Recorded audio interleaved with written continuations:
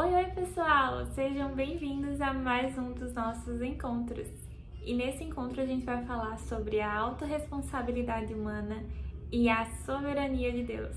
Vamos lá? Bom, nesse momento da jornada, talvez você se encontre em um desses dois extremos. Você talvez seja aquela pessoa que está se culpando demais por não conseguir mudar, se vê repetindo sempre os mesmos erros, caindo sempre nas mesmas falhas e tem pensamentos do tipo: eu não consigo promover essa mudança em mim, eu quero desistir porque eu não sou capaz de ser alguém diferente ou de agir de modo diferente. Ou quem sabe você esteja em um outro extremo, você seja aquela pessoa que olha para as circunstâncias, que olha para o ambiente e terceiriza essa responsabilidade. Então você diz: mas também não tem como eu mudar, olha o meu contexto. Mas também não tem como ser diferente, olha o que fizeram comigo. Por que Deus não promove essa mudança? Por que Deus não faz nada?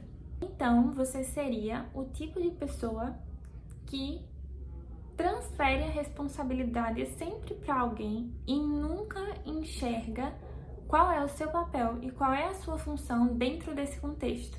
Nunca desenvolve a sua função dentro desse processo de mudança. Sempre joga em outros a responsabilidade que na verdade deve ser sua. Mas então, qual seria o equilíbrio? Qual seria o meio termo se esses são os extremos? É sobre isso que a gente vai falar hoje. E eu vou começar trazendo uma perspectiva mais comportamental do que se trata a autorresponsabilidade humana. E depois, como de costume, a gente entra num contexto mais bíblico da coisa. Muito se fala hoje sobre a autorresponsabilidade como sendo a capacidade que o ser humano tem de domar os seus padrões comportamentais em prol de alcançar a disciplina. E essa disciplina seria em prol de viver uma vida supostamente ideal. Hoje em dia, as mídias estão tratando muito dessa suposta vida ideal como sendo aquela famosa vida em que você acorda antes das 5 da manhã e antes do meio-dia você já tem feito tudo que normalmente a gente faz em 48 horas.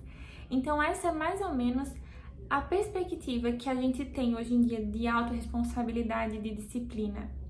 Existem, inclusive, até livros que se dedicam a te ensinar como deixar de ser você mesmo, como desconstruir os teus padrões e se tornar uma pessoa mais produtiva, uma pessoa diferente de quem você é.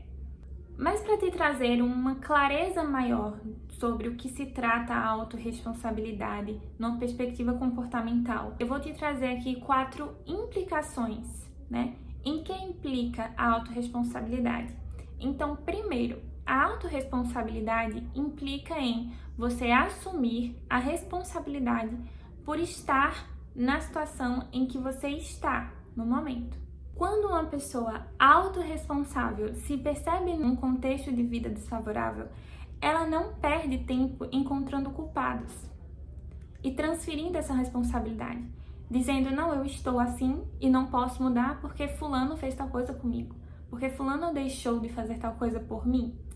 Não, ela olha para a situação e ela encontra qual é o papel dela dentro desse cenário, qual a responsabilidade que ela tem diante desse contexto e o que ela pode fazer para mudar esse cenário. Nós temos uma certa dificuldade em promover a mudança em nós mesmos.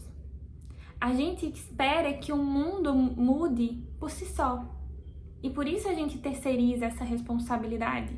Porque a partir do momento que você se torna responsável, então é você que tem que mudar. Mas como mudar dói, é mais fácil transferir essa responsabilidade para outra pessoa.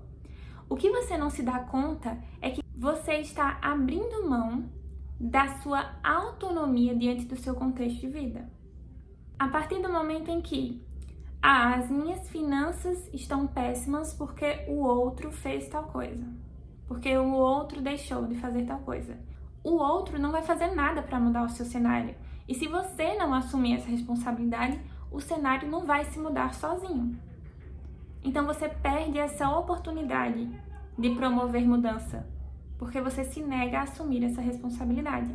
Segunda implicação, uma pessoa que é autorresponsável, ela assume a responsabilidade por desenvolver e aprimorar as suas habilidades e as suas competências. Ela sabe que em determinados contextos é ela que vai ter que agir e promover a mudança.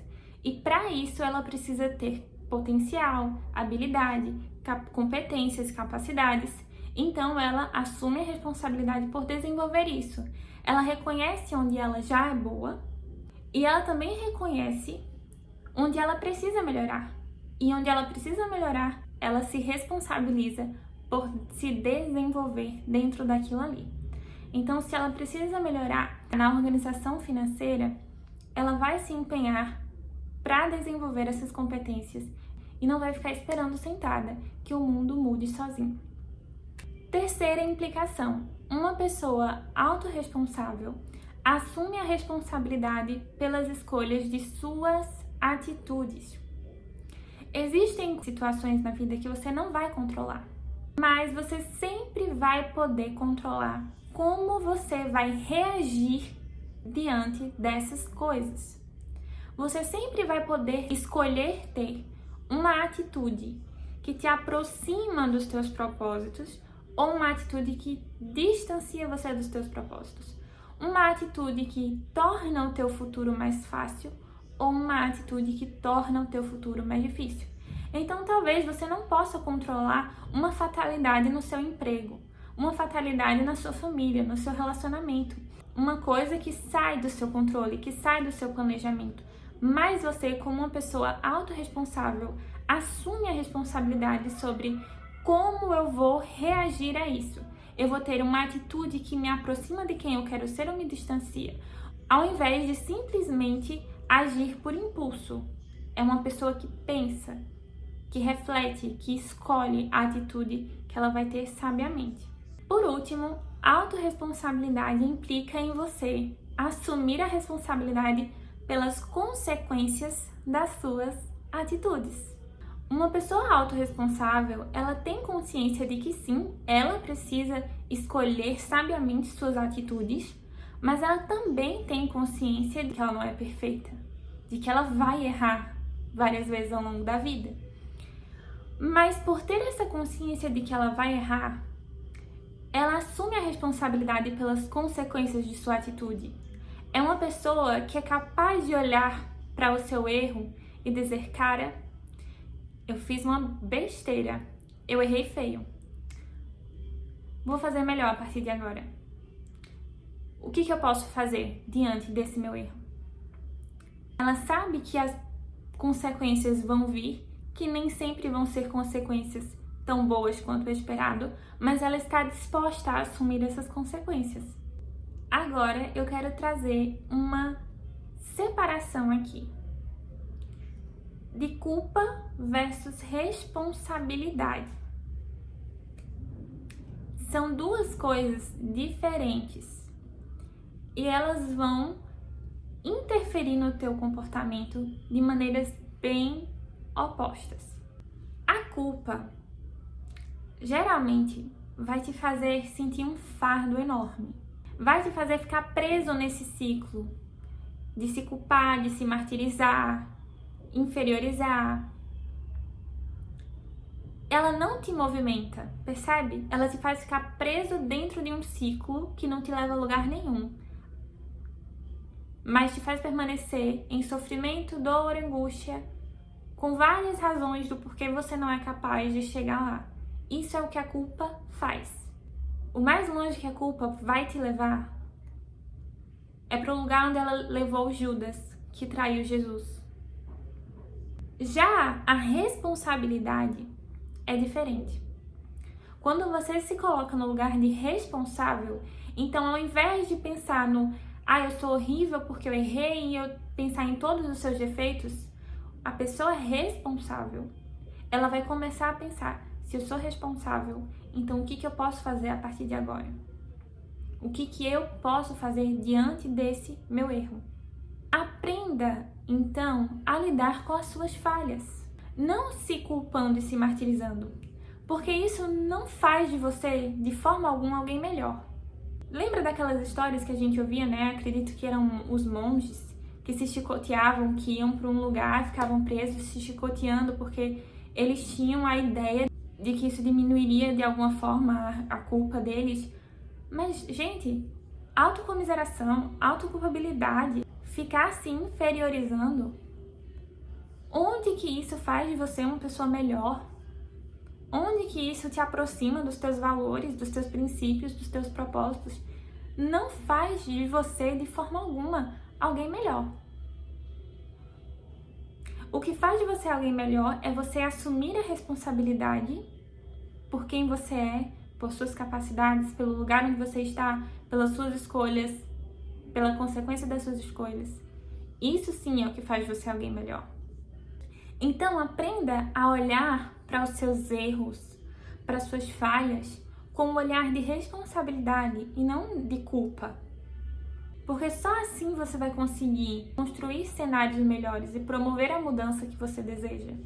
Então, para a gente fixar essa ideia, a culpa, ela te oprime, te limita, te paralisa, mas a responsabilidade te movimenta.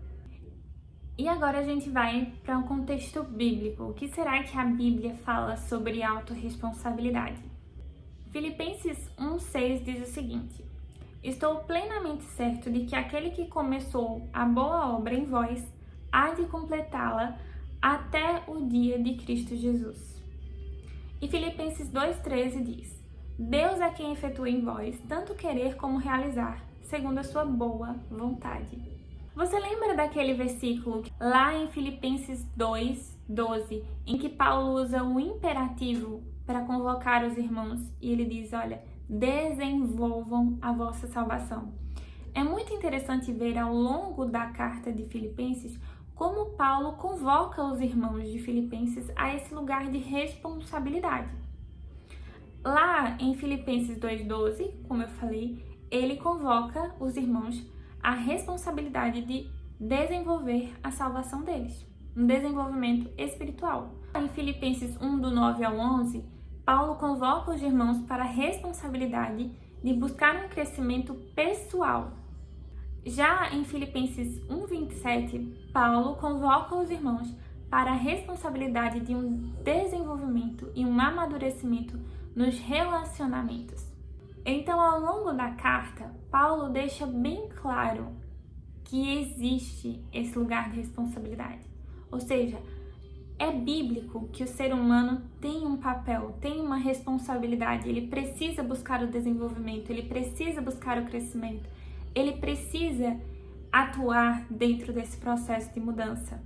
E sobre deixar de ser você mesmo, sobre deixar os seus padrões de comportamento disfuncionais, que a gente viu que é uma das características dentro da autorresponsabilidade numa perspectiva mais psicológica e comportamental que a gente tem hoje em dia, né? Lá em Efésios, capítulo 4, dos versículos 22 ao 24, diz assim: quanto à antiga maneira de viver, vocês foram ensinados a despir-se do velho homem, que se corrompe por desejos enganosos, a serem renovados no modo de pensar e a revestir-se do novo homem, criado para ser semelhante a Deus em justiça e em santidade provenientes da verdade. E lá em Colossenses, capítulo 3, dos versículos 8 ao 12, diz assim: agora, porém, despojai-vos igualmente de tudo isto: ira, indignação, maldade, maledicência, linguagem obscena do vosso falar. Não mintais uns aos outros, uma vez que vos despistes do velho homem com os seus feitos e vos revestistes do novo homem que se refaz para o pleno conhecimento, segundo a imagem daquele que o criou. Eu acho realmente muito legal quando eu me deparo com um conceito que a psicologia, a ciência vem definir, vem abordar hoje, né? Ou até mesmo a filosofia, alguns anos atrás, abordou, mas que a Bíblia, muito antes, já nos trazia, já nos apresentava.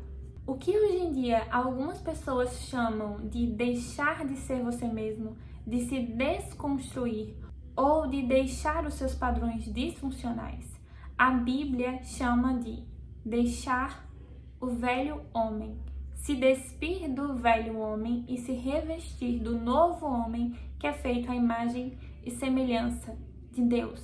Então, sim, também nessa perspectiva é bíblico que a gente busque melhorar os nossos padrões de comportamento, embora com uma motivação, com um propósito diferente do que o mundo procura. Nosso dever aqui é então abrir mão de uma conduta corrompida pelo pecado, que nos faz tomar decisões motivadas pelos nossos prazeres imediatos, pela nossa ganância, arrogância, orgulho, medo ou vaidade, e nos revestir do novo homem que é feito à imagem e semelhança de Cristo, que nos permite então tomar decisões não mais guiados pelas nossas emoções, mas sim guiados de forma coerente aos princípios, valores e propósito que a Bíblia nos impõe. Mas tá, Ana, entendi então, a autorresponsabilidade é bíblica, a gente tem que assumir sim um papel dentro do nosso processo de mudança, a gente tem que deixar sim os antigos padrões de comportamentos, temos que buscar esse desenvolvimento. Entendi que isso existe biblicamente. Mas os versículos que a gente leu como base dessa aula, eles nos trazem uma outra perspectiva, né? Paulo diz, olha, aquele que começou a boa obra em vós, há de terminá-la até o dia de Cristo Jesus. Aqui, Deus é quem realiza em vocês tanto querer quanto efetuar. Então, Ana, que contradição é essa? Porque ora Paulo diz ao povo, desenvolvam, cresçam, busquem, amadureçam. Outra hora ele diz, é Deus quem faz isso em vocês. Isso não é contraditório? É minha responsabilidade promover essa mudança ou é responsabilidade de Deus? Que contradição é essa? Não existe contradição aqui. A autorresponsabilidade humana e a soberania de Deus atuam juntamente de forma que uma não anula a outra. E não, eu não estou falando de 50% a 50%. É 50% minha responsabilidade. Os outros 50% é responsabilidade de Deus. Não estou falando disso. Seria mais ou menos a compreensão que a gente tem de Cristo. Cristo não é 50% homem e 50% Deus. Ele é 100% homem e 100% Deus. Se a nossa capacidade humana limitada não nos permite compreender tamanha complexidade, não interfere no fato de que isso é real. Da mesma forma, é a autorresponsabilidade humana e a soberania de Deus. Elas coatuam de forma que uma não anula a outra.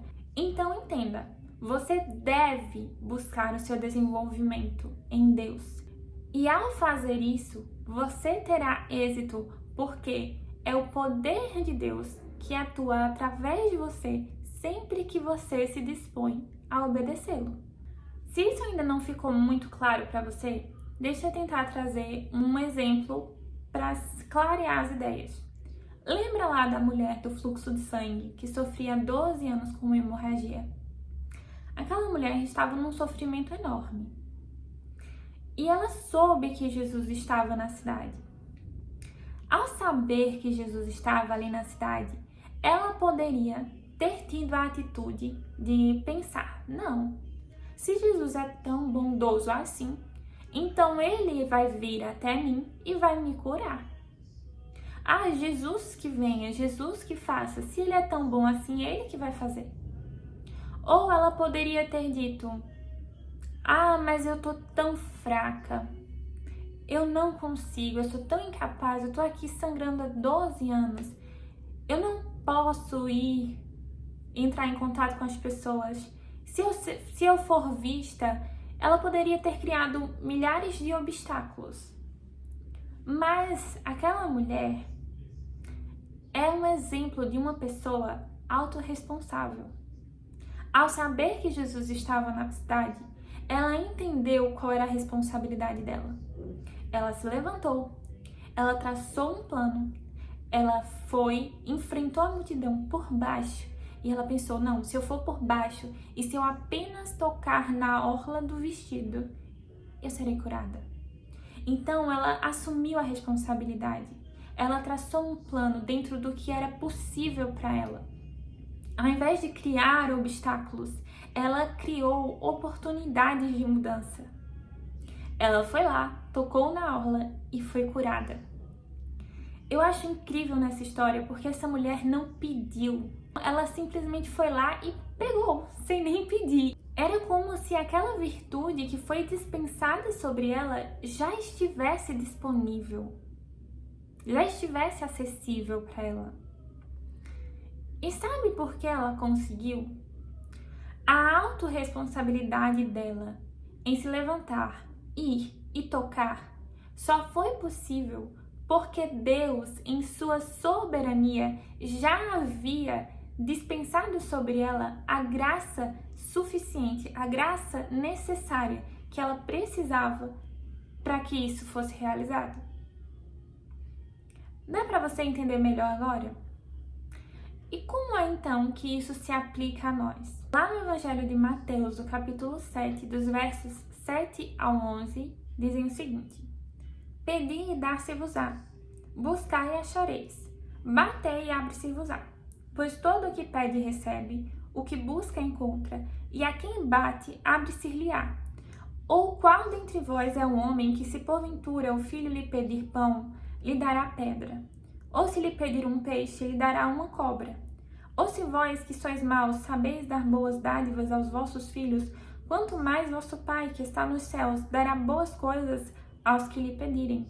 Calma, que eu não vou falar de teologia da prosperidade aqui. Não vou falar aqui que se você pedir para ganhar na Mega Sena, Deus vai te fazer ganhar na Mega Sena, Deus vai te fazer... Não tô falando disso, calma. As boas dádivas a que Jesus estava se referindo nos versículos em que lemos era o Espírito Santo de Deus, os frutos do Espírito Santo.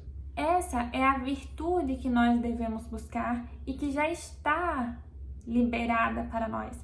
Assim como aquela mulher foi lá e alcançou a virtude que já estava liberada para ela, Jesus estava dizendo, olha, se vocês pedirem, lhes será dado o Espírito Santo.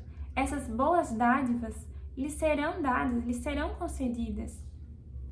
E o que isso tem a ver com o processo de mudança? Talvez você não tenha conseguido mudar até agora porque justamente você tem tentado pelos próprios esforços. Quando na verdade você deve buscar em Deus, porque é o Espírito Santo de Deus em nós que nos permite deixar aquele velho homem e nos revestir do novo homem. É o Espírito Santo de Deus em nós que nos habilita a essa mudança. É assim que a soberania de Deus atua por meio de nós. E percebe como o versículo retrata bem a junção dessa autorresponsabilidade humana com a soberania de Deus? Ele fala, olha, peçam, busquem, batam a porta. Todas essas são atitudes que o ser humano precisa fazer. É uma atitude de responsabilidade, de buscar, de bater, de pedir. Mas se vocês fizerem isso, vocês alcançarão, porque já está liberado para vocês a boa dádiva do Espírito Santo, a virtude do Espírito Santo. Já está dispensado para vocês. Lembra do que eu falei? Sempre que você se dispõe a obedecer a Deus, é o Espírito Santo de Deus em você que permite que você alcance isso. No primeiro módulo, eu te apresentei uma motivação adequada e um propósito eterno para que você se insira no processo da mudança. Nesse segundo módulo, eu quero te apresentar um método realmente eficaz que vai garantir que você alcance essa mudança. O método realmente eficaz está em compreender que não são os teus próprios esforços que te farão mudar de atitude e alcançar a vida realmente digna do Evangelho. Mas se você pedir, se você bater, se você buscar, lhe será dado a dádiva de ser a pessoa que Deus quer que você seja. Uma pessoa que sabe discernir as coisas que vêm de Deus ou não, que tem um caráter íntegro diante de Deus e dos homens, e com atitudes que refletem Cristo para os perdidos. Lhe será dado a dádiva de viver a vida que Deus quer que você viva. Uma vida plena e virtuosa, que gera frutos constantes e que glorifica a Deus em tudo. E só para a gente terminar a nossa aula, vamos falar um pouco de como que o Espírito Santo faz isso em nós e através de nós. Primeiro, eu preciso que você entenda que o Espírito Santo, ele nos constrange. Ele não vai ser como um juiz carrasco que esfrega na tua cara a tua culpa. Não. Mas o Espírito Santo nos faz ficar constrangidos diante de Deus quando nos mostra o nosso pecado. E eu quero que você, hoje, saia dessa aula com um olhar diferente para isso. Sempre que o Espírito Santo de Deus mostrar para você o seu pecado, mostrar para você onde você está errando, ao invés de você se prender lá naquele ciclo de culpa que não te movimenta, mas que te paralisa, eu quero que você tenha uma perspectiva de gratidão por isso. Toda vez que o Espírito Santo de Deus apresentar para você onde você está errando, a partir de hoje, você vai ter um coração grato, constrangido, mas grato. Sabe por quê? Lá em Romanos 1:28, Paulo estava falando de um povo que rejeitou o conhecimento de Deus. E por eles terem rejeitado o conhecimento de Deus, Paulo diz: como eles não se importaram de ter conhecimento de Deus, assim Deus os entregou a uma mente corrompida para fazerem coisas que não convêm. Ou seja, Deus abandonou essas pessoas em seus próprios pecados e elas não são mais capazes de enxergar que aquilo é um pecado. Elas não se sentem mais constrangidas diante do pecado, porque Deus as abandonou em sua própria mente pecaminosa.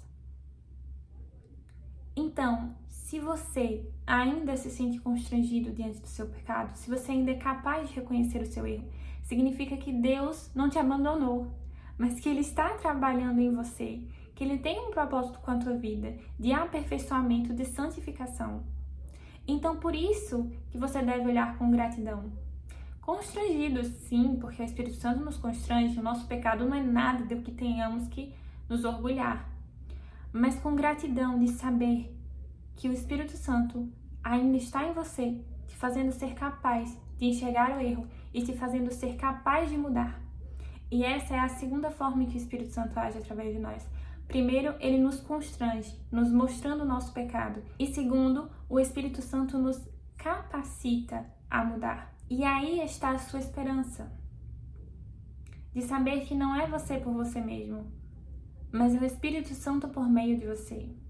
De que você vai pedir, de que você vai buscar, de que você vai bater e você vai conseguir, não porque você é forte o suficiente, ou capaz, ou bom, ou merecedor o suficiente, mas porque o Espírito Santo de Deus em você te capacita.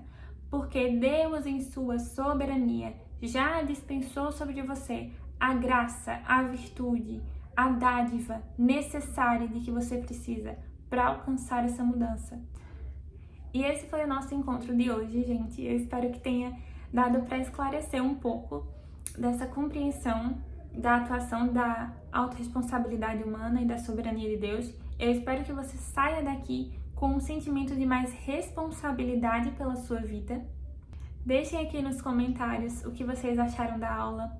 Se alguma coisa ainda não ficou clara, também comentem aí embaixo, a gente vai tentar esclarecer e conversar juntos. Um cheiro e até o nosso próximo encontro.